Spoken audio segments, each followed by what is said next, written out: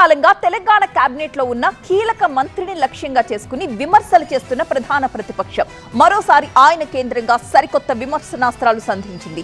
హైదరాబాద్ దగ్గరలో విలువైన భూములు మంత్రి అండతో కబ్జాకు గురవుతున్నాయని ఆరోపణలు గుప్పిస్తోంది బీఆర్ఎస్.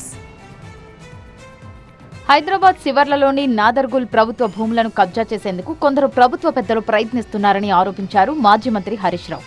ఈ భూములకు యజమానిని సుప్రీంకోర్టు నిర్ణయించిన ల్యాండ్ సీలింగ్ యాక్ట్ కారణంగా ఇందులో ప్రభుత్వ భూమి ఉందని, నాటి బీఆర్ఎస్ ప్రభుత్వం వీటిపై కీలక నిర్ణయం తీసుకుందని తెలిపారు. 2016లో ఉన్నటువంటి ఆర్డీఓ గారు అసలు ఈ భూమి మీకు అమ్మడం తప్పు, ల్యాండ్ సీలింగ్ యాక్ట్ ప్రకారంగా ల్యాండ్ డిక్లరేషన్ జరగకుండా, సీలింగ్ డిక్లరేషన్ జరగకుండా ఈ భూమిని అమ్మే హక్కు రాజ్ బహదూర్కు లేదు, ఈ క్రయ విక్రయాలు చెల్లవు అని చెప్పి ఈ భూమిని 22A అంటే ప్రభుత్వ నిషేధిత జాబితాలో ఈ భూమిని పెట్టడం జరిగింది.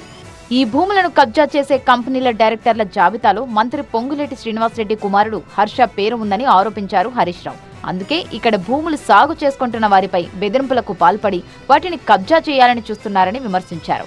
ఆ బోర్డులు పెట్టుకున్నారు గోడ మీద, శిల్పా ఇన్ఫాటెక్ ఎవరిది అంటే పొంగులేటి గారి కుమారుడు హర్షారెడ్డి ఉన్నాడు. ఇప్పుడు ఏమైంది? భూములను రక్షించాల్సిన వాడే భూ బకాసురుడైపోయింది. ప్రభుత్వ భూములను కాపాడతానని గొప్పలు చెబుతున్న సీఎం రేవంత్ 7,000 కోట్ల విలువైన ఈ భూములను కాపాడేందుకు చర్యలు ఎందుకు తీసుకోవడం లేదని హరీష్ రావు ప్రశ్నించారు. ప్రభుత్వ భూములను కాపాడుతున్నామని చెబుతున్న హైడ్రా ఈ భూములను ఎందుకు పరిరక్షించడం లేదన్నారు. స్వయంగా రెవెన్యూ మంత్రి భూముల వెనుక ఉంటే రెవెన్యూ మంత్రి కింద ఉండే చిన్న అధికారి ఆర్డీఓ ఆ భూములను ఎట్లా కాపాడతాడు?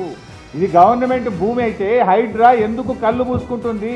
మంత్రి పొంగులేటి లక్ష్యంగా గత అసెంబ్లీ సమావేశాల్లో అవినీతి ఆరోపణలు చేసిన బీఆర్ఎస్ ఆయనపై చర్యలు తీసుకోవాలని సభను అడ్డుకుంది.